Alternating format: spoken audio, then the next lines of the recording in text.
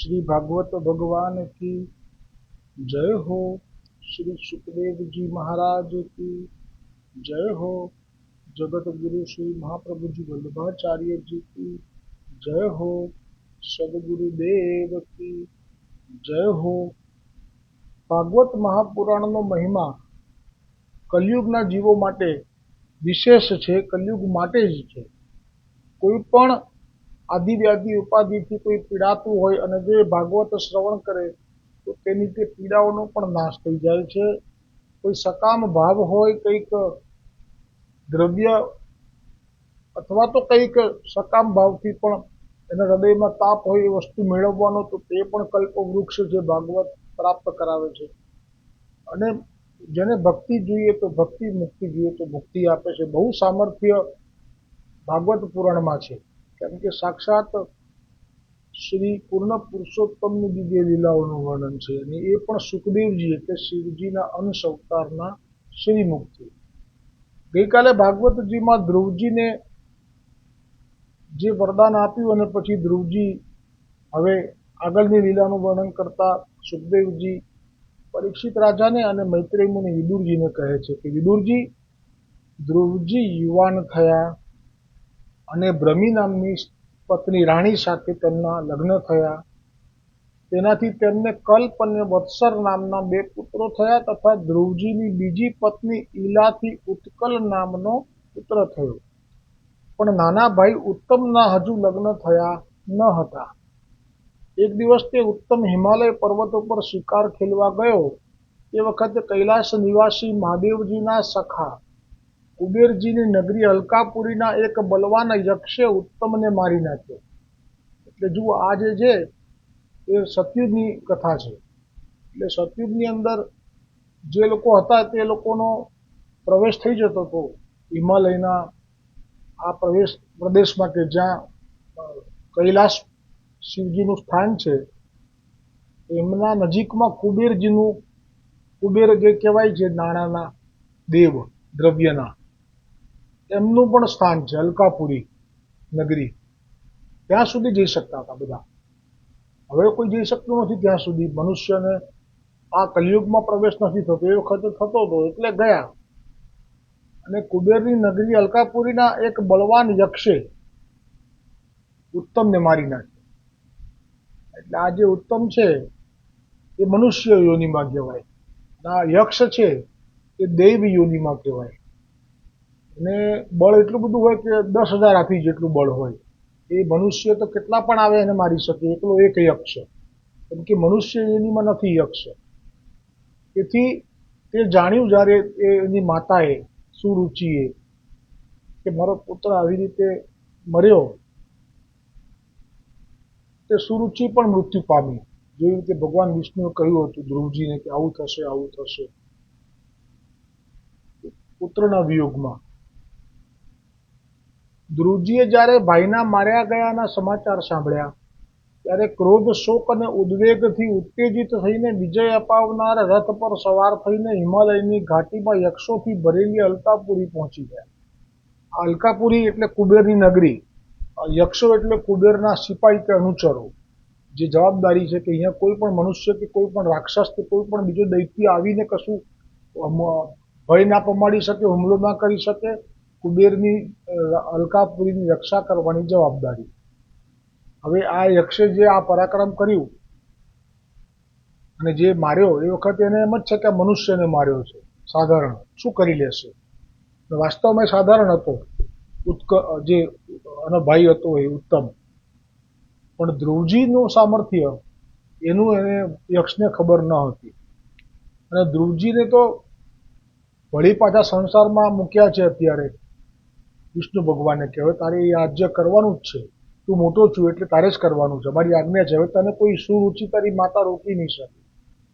તો હવે જ્યારે સંસારમાં પાછો આવે છે તો સંસારના પણ બધા જે ભાવ અને ધર્મો છે એ પાછા એને સ્વીકારવા પડે। ત્યાં પછી સંન્યાસી જેવું તો જીવાય નહીં। તો ત્યાં ભાઈ માટે જે આદર પ્રેમ એ પાછો હોય જ।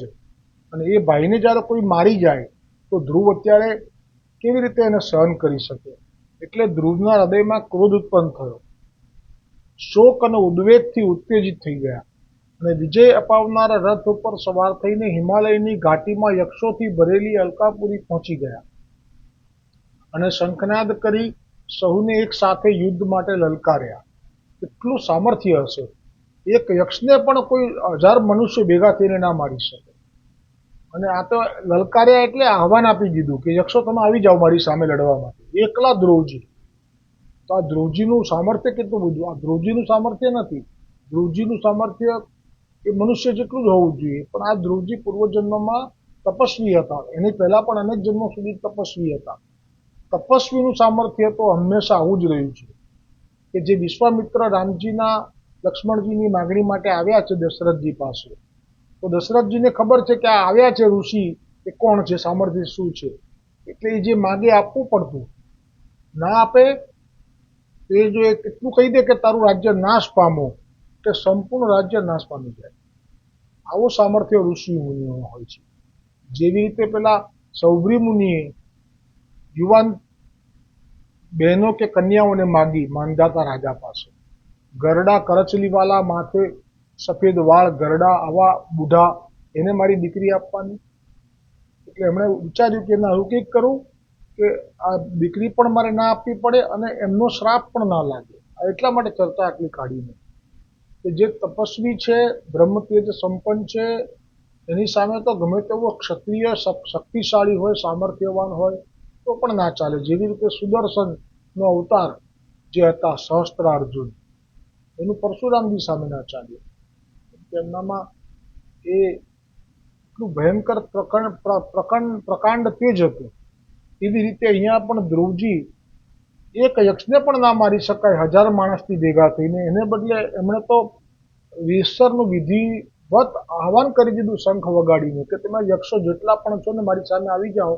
તમે મારા ભાઈને માર્યો છે, હું તમારો કાળ બનીને આવ્યો છું. કોઈ માને નહીં, હસી પડે આવી વાત સાંભળીને કે આ તો મરવા આવ્યો એવું લાગે. પણ જુઓ હવે આ યુદ્ધ કેવું થાય છે. ત્યારે સૌ યક્ષો અસ્ત્રો શસ્ત્રો લઈને ધ્રુવજી પર તૂટી પડ્યા.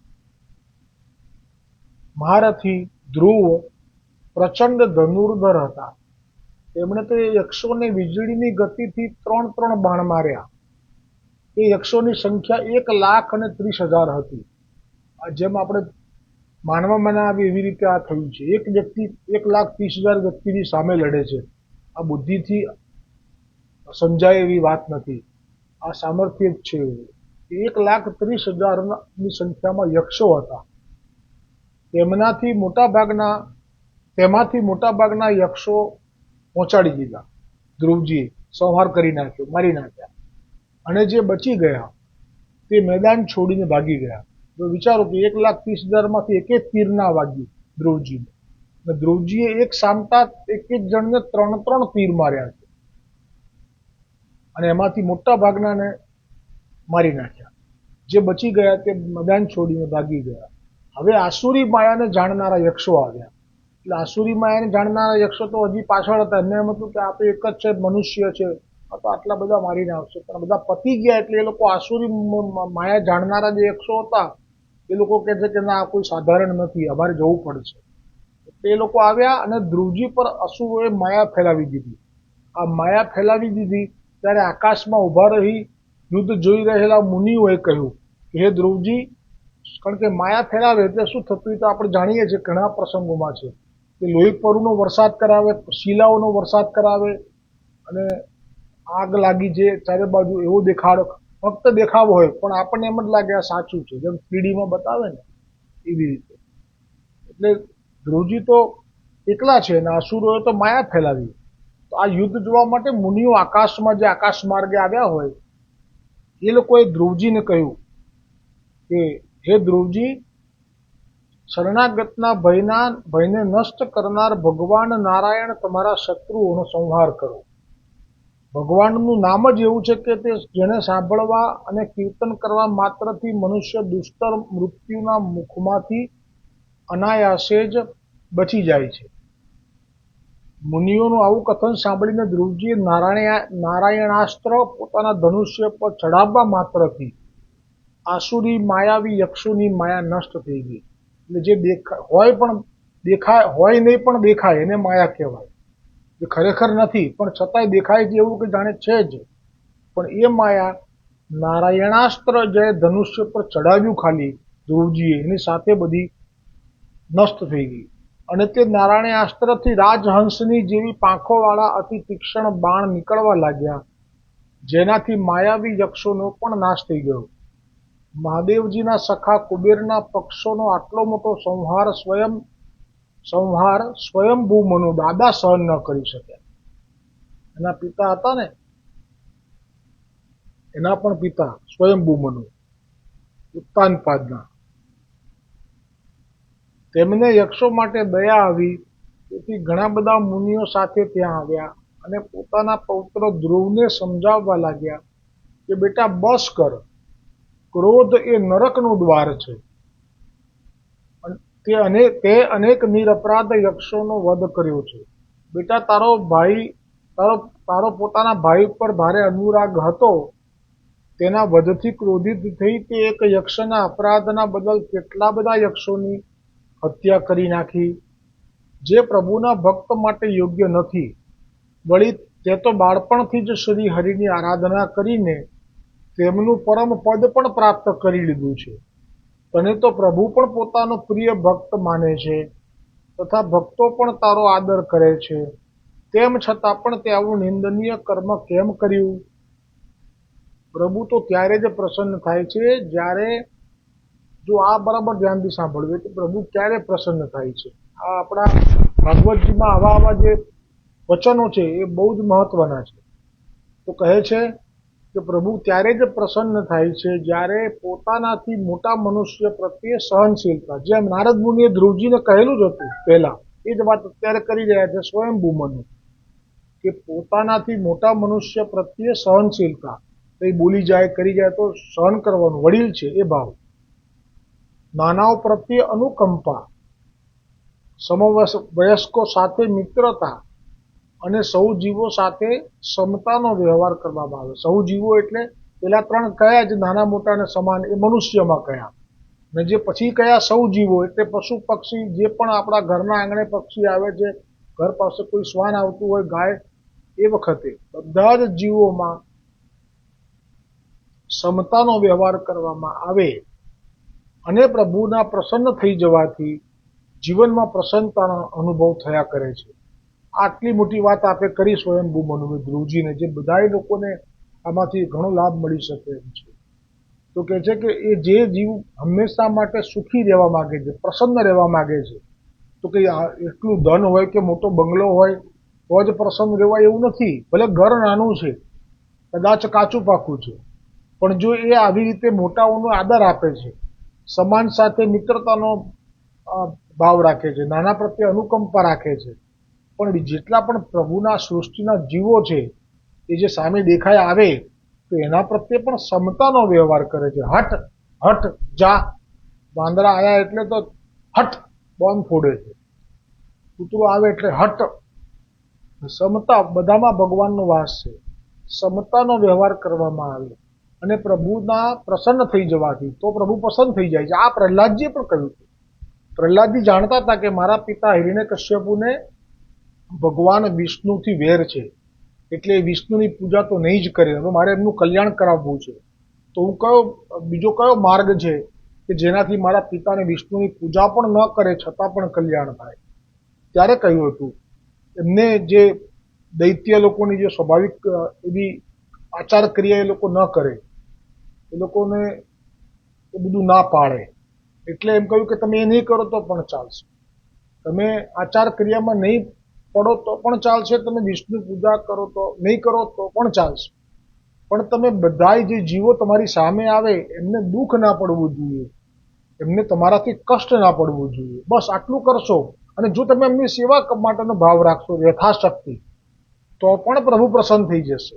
કોઈ પૂજાની આચાર વિચારની જરૂર નથી, કેમ કે જેવો જીવ એવી આજ્ઞા ભાગવતજીમાં છે. એટલે પ્રભુનું જો પ્રસન્ન થઈ જવાનું થશે તો જીવનમાં પ્રસન્નતાનો અનુભવ થયા કરે છે, સતત પછી એ પ્રસન્ન રહેશે. છેવટે તેવા ભક્તો પરમ ધામની પ્રાપ્તિ કરી લે છે. પછી એમને અલગથી ભક્તિ કરવાની, અલગથી સેવા, અલગથી પૂજા, અલગથી મંદિરે જવાનું, અલગથી કથામાં બેસવાનું, એમને કારણ કે એમનામાં નથી ભાગ્યમાં, પણ તોય પ્રભુની પ્રાપ્તિ કરી લેશે, પરમધામ મળશે, આટલું કરવા માત્રથી.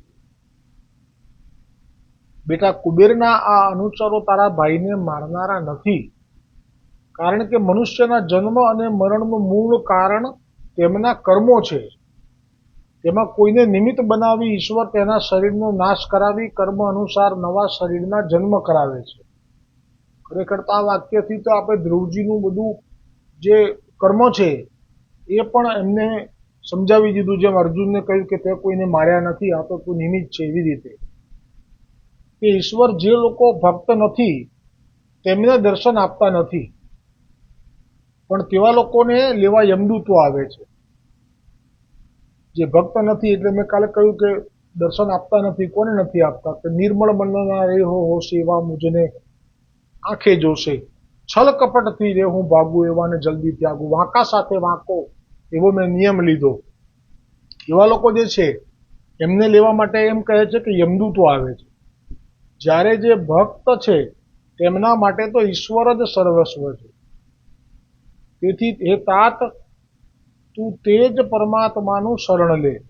તું 5 વર્ષની જ ઉંમરે પોતાની સાવકી માતાના વાક બાણોથી મર્મઘાત પામીને માનો ખોળો છોડીને વનમાં ચાલ્યો ગયો હતો. ત્યાં તપસ્યા વડે તે શ્રી હરિને પ્રસન્ન કરીને ત્રણેય લોકથી ઉપરનું ધ્રુપદ પ્રાપ્ત કર્યું છે. અને જેઓ તારા વેરભાવ રહિત શુદ્ધ અને સરળ હૃદયમાં બિરાજમાન થયા હતા, તેમને ખાતર તારે ક્રોધ અને વેરભાવથી નિવૃત્ત થવું જોઈએ.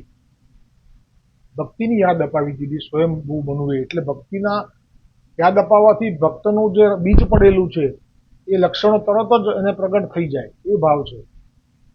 બીજાને તો આવો કંઈ અર્થ નથી કહેવાનો. હવે એક યક્ષના અપરાધને વળી કુબેરના એક યક્ષના અપરાધને કારણે આ બધા જ યક્ષો સાથે વેર રાખી તેમનો સંહાર કરી નાખ્યો છે. તેનાથી તારા વડે ભગવાન શંકરના સખા કુબેરજીનો મોટો અપરાધ થયો છે. આ વાક્ય વાપર્યું. એટલે શિવજીને કૈલાસમાં રહેવાનું છે તો પડોશીની જોડે તો રાખવું પડે ને. બાકી નથી શિવજીનો કોઈ વાલો, નથી કોઈ વેરી. હું નથી કહેતો, આગળ આવી ગયું શિવજી માટે. જ્યારે જ્યારે પણ સ્તુતિ કરવાની આવી ત્યારે આ જ થઈ છે. જેમ કે સતીએ કહ્યું કે શિવજી સાથે વેર કેમ રાખ્યું? શિવજી તો નિર્વેર છે, અને એમને કોઈ વાલું પણ નથી કે કોઈ દુશ્મન પણ નથી. એટલે આ તો બાજુમાં રહેવાનું પડોશી છે. એટલે એ વાત સાચી છે કે શિવજીના મિત્ર કહેવાય છે. એટલે એ ભય પમાડે છે. ધ્રુવજીને અંદરથી થવું જોઈએ કે ના, મેં શિવજીના મિત્રના યક્ષોને માર્યા એટલે આવું વચન આપે ઉચ્ચાર્યું, અને અત્યારે શાંત કરવો છે ને એટલે. બાકી શિવજીનો કોઈ મિત્ર નથી, કોઈ શત્રુ નથી. દેખાય ભલે સાથે વાતો કરતા, પણ એમનું ચિત્ત તો પ્રભુમાં જ રહે છે. એટલે કે તેનાથી તારા વડે ભગવાન શંકરના સખા કુબેરજીનો મોટો અપરાધ થયો છે. તેથી બેટા, મહાપુરુષોનું તેજ આપણા કુળને આક્રાંત કરી લે છે. આખા કુળની ઉપર અસર પડે. એક જીવ જો કોઈ એવું અધર્મ કરી લે તો એનું કુળ આખું એ થઈ જાય, આક્રાંત કરી લે છે. તે પહેલા જ વિનમ્ર ભાષણ અને વિનય વડે સત્વરે તેમને પ્રસન્ન કરી લે કુબેરજીને. આ પ્રમાણે સ્વયંભૂ મનુએ પોતાના પૌત્ર ધ્રુવનો ઉપદેશ આપ્યો. ત્યારે ધ્રુવજીએ તેમને પ્રણામ કર્યા. ત્યાર પછી મનુ મહર્ષિઓ સાથે પોતાના લોકમાં સિધાવી ગયા. સ્વયંભૂ મનુ પોતાના લોકમાં સિધાવી ગયા. શ્રી મૈત્રેયજી કહે છે, હે વિદુરજી, ધ્રુવજીનો ક્રોધ શાંત થઈ ગયો. તેઓ યક્ષો સાથે યુદ્ધથી નિવૃત્ત થયા તે જાણી શિવજીના સખા કુબેરજી ત્યાં આવ્યા. ત્યારે ધ્રુવજી તેમને જોતા જ ધ્રુવજી હાથ જોડીને ઊભા થઈ ગયા. ત્યારે કુબેરજી બોલ્યા, તમે તમારા દાદાના ઉપદેશથી વેર છોડી દીધું છે, ત્યજી દીધું છે, તેથી હું તમારા પર ઘણો પ્રસન્ન થયો છું. નથી તો તમારા ભાઈએ યક્ષને નથી તો તમારા ભાઈને પેલા યક્ષે માર્યા, કે નથી તમે યક્ષોને માર્યા. જે વાત હમણાં સ્વયંભૂ મનુએ કરી, જે ભગવાન કૃષ્ણએ અર્જુનને કરી, એ જ અત્યારે કુબેર ધ્રુવજીને કરી રહ્યા છે. કોઈ કોઈને મારી શકતું નથી, કોઈ કોઈને પાંદડું હલાવી શકતું નથી. અને જો મરે છે તો એ એના કર્મે મરે છે, પેલો ખાલી નિમિત્ત બને છે, એવું કહેવું છે આપણું. સગડાનું મૃત્યુનું કારણ પોતાના કર્મ જ છે. હવે તમે જાઓ, ભગવાન તમારું મંગળ કરો. તમે સંસાર બંધનમાંથી મુક્ત થવા માટે બધા જીવોમાં સમદ્રષ્ટિ રાખીને સર્વના અંદર બિરાજી રહેલા તે શ્રી હરિનું ભજન કરો. તેઓ જન્મ મરણના ચક્રથી મુક્ત કરનારા છે. તેમનું ભજન જ સંસારનો સાર છે. સારા સંસારનો સાર હરિ શરણ ને સ્મરણ છે. સારા સંસારનો સાર હરિ શરણ ને સ્મરણ છે. બીજી વાતો બધી એ વણખપની, આ તો કોરી રેતીનું ભવરણ છે. આ તો કોરી રેતીનું ભવરણ છે. તેમનું ભજન એ જ સંસારનો સાર છે. ધ્રુવ, તમને જે વરદાનની ઈચ્છા હોય તે મારી પાસેથી નિસંકોચ થઈને માગી લો. ત્યારે ધ્રુવજી એક જ માગ્યું કે મને શ્રી હરિની અખંડ સ્મૃતિ બની રહે. એટલે જેમને 5 વર્ષે વિષ્ણુ ભગવાને પ્રગટ થઈને શંખ ગાલે સ્પર્શ કરાવીને સ્તુતિની સામર્થ્ય આપીને ઈચ્છિત વરદાન તો માત્ર ઉત્તમ લોક માગેલો, પણ આપે તો આ જ સિંહાસન 36,000 વર્ષ માટે, અને પછી પેલો ધ્રુવલોક આપી દીધો હોવા છતાં પણ સંસારમાં ભાવ પ્રભુને ભૂલી જવા એ જો ધ્રુવજીથી થઈ શકતું હોય તો આપણે તો નિત્ય જ આ લાભ લેવો જોઈએ, જેથી આપણે ભૂલવાનો પ્રશ્ન ના થાય. ત્યારે ધ્રુવજી એ જ માંગ્યું કે મને શ્રી હરિની અખંડ સ્મૃતિ બની રહે, જેનાથી મનુષ્ય સહજમાં જ દુસ્તર સંસાર સાગરને પાર કરી લે છે. ત્યાર પછી ધ્રુવજી પોતાની રાજધાની પાછા આવી ગયા. હવે ધ્રુવજી સઘળા પોતાના અને સઘળા પ્રાણીઓમાં, પોતાનામાં અને પ્રાણીઓમાં શ્રી હરિને બિરાજેલા જોવા લાગ્યા, અને જાત જાતના ઈશ્વરીય ભોગોથી પુણ્યનો અને ઉપવાસ વ્રત વગેરે દ્વારા પાપનો ક્ષય કરવા લાગ્યા. આ એક સતયુગમાં રીતિ હતી કે જે પુણ્ય છે, ઐશ્વર્ય ભોગો આવે તો એને ભોગવી લેવા. એ વખતે આવતા આયુષ્ય મોટા હોય એટલે તે ભોગવતી વખતે એમ વિચારવાનું કે આ ભોગવું છું એટલે જે પેલું પુણ્ય કર્યું હતું મેં સંકલ્પ લઈને કે મને આનું ફળ મળે, અહીં આવ્યું સામે તો ભોગવી લો.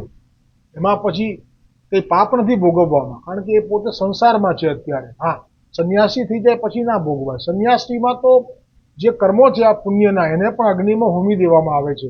એટલે તો અગ્નિ જેવો રંગ એના વસ્ત્રો એને આપવામાં આવે છે, પીળા કલરના, કે જેથી કરીને એનું પાપ પુણ્ય બધું બળીને ભસ્મ થઈ ગયું છે. એટલે હવે એને કંઈ પાછળ નહીં પડે, ઐશ્વર્ય ભોગ સામે નહીં આવે.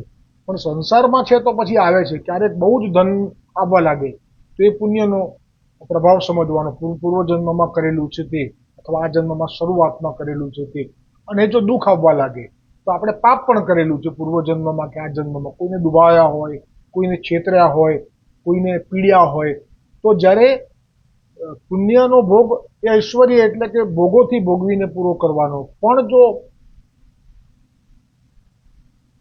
પાપ હોય એનું જો ક્ષય કરવું હોય તો પછી એ વખતે કહે છે કે ઉપવાસ વ્રત, જે ચાંદ્રાયણ વ્રત કહ્યું છે સુખદેવજીએ પાપથી મુક્ત થવા માટે, પણ એ નથી થઈ શકતું. એટલે પછી છેવટે કીધું કે પ્રભુને સમર્પિત થઈ જવાનું, એમ કરીને જે વાત કરી સુખદેવજીએ. આપણા બ્રહ્મ સંબંધનો મૂળ સિદ્ધાંત સમર્પણ, એ બધા જ શબ્દો એમાં છે.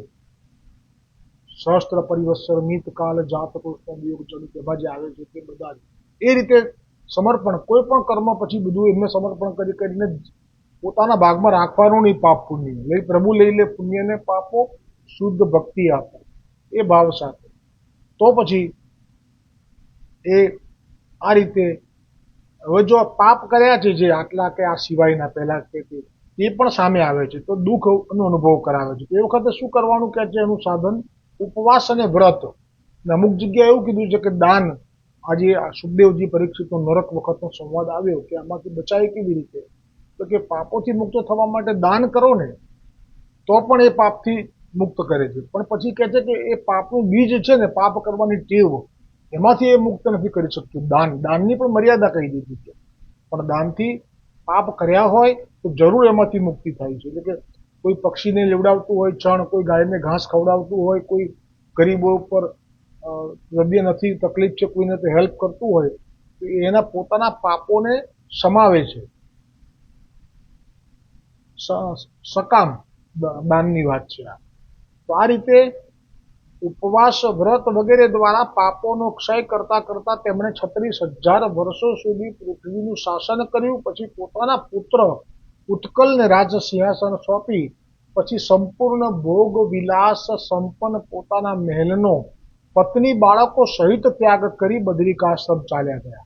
આ બધા માટે નથી સંભવ. આ તો પૂર્વજન્મના જ વૈરાગી છે.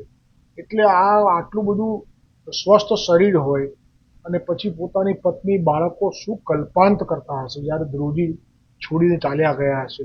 ચલો એ તો કલ્પાંત કરે, પણ આમનું કેવું કહેવાય હૃદયમાં વૈરાગ્યપણું કે એમના ખજાનામાં તો એટલું બધું ભર્યું છે કે જેને કોઈ જુએ તો પણ ગાંડો થઈ જાય. એ બધો ખજાનો પોતાની પત્ની, પોતાના બાળકો આ બધાને મૂકીને ચાલી નીકળવું એટલે તો ભાગવતજીની અંદર જે કથા છે, ચર્ચા છે, એને અલૌકિક કીધી છે. આ બધાથી થઈ ના શકે.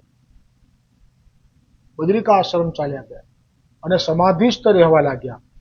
અને હવે બાળપણમાં જે પ્રભુના દર્શન થયા હતા તે સ્વરૂપનું ધ્યાન કરતા કરતા તેમનું હૃદય કોમળ થઈ ગયું.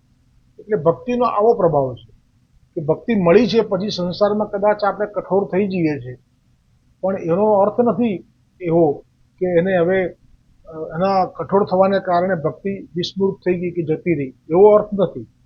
એનો અર્થ એવો છે ભક્તિનો, એક વખત ભક્તિ મળી ગઈ છે પછી આવો સમય પસાર થાય પછી જ્યારે અંત સમય આવે એટલે ભક્તિ એ બીજ જે છે એ વળી પાછું ખીલે છે અને એ સમયે આ બધું જ વિસ્મૃત કરાવી અને ભક્તિ જ એને તારી દે છે. આ વારંવાર આવી ગયું ભાગવતજીમાં કે જે ભાગવતજી શ્રવણ કરશે અને અંત સમયે અમુક જે લીલાઓના પ્રસંગો આવ્યા એમાં પણ કહ્યું કે આ લીલાનું જે શ્રવણ કે વાંચન કરશે અને અંત સમયે પ્રભુ પોતાનું ધામ આપશે, જેમ કે ગજેન્દ્ર મોક્ષની કથા વગેરે. તો દરેકે દરેક લીલાની પાછળ ફળ આવું આપે છે. એટલે આપણને જે મળ્યું છે ખરેખર દુર્લભ છે. ધ્રુવજીને તો હવે હૃદય કોમળ થયું. અર્જુનને ગીતાનો ઉપદેશ ભર મેદાનમાં આપ્યો યુદ્ધના, પણ પછી જ્યારે આપે કહ્યું કે હવે તો યુદ્ધ કર, તો એ ઉપદેશ હતો એ હૃદય કોમળ કરવા માટે હતો.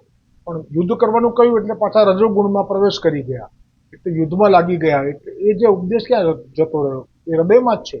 પણ સમય થયો જ્યારે ભગવાને દ્વારિકા નગરીને ડૂબાડી આપ લીલા કરી ગયા ત્યારે અર્જુનને એ ઉપદેશનું સ્મરણ થયું. ભાગવતજીમાં આવી ગયું, પોસ્ટમાં આમાં હવે આવશે.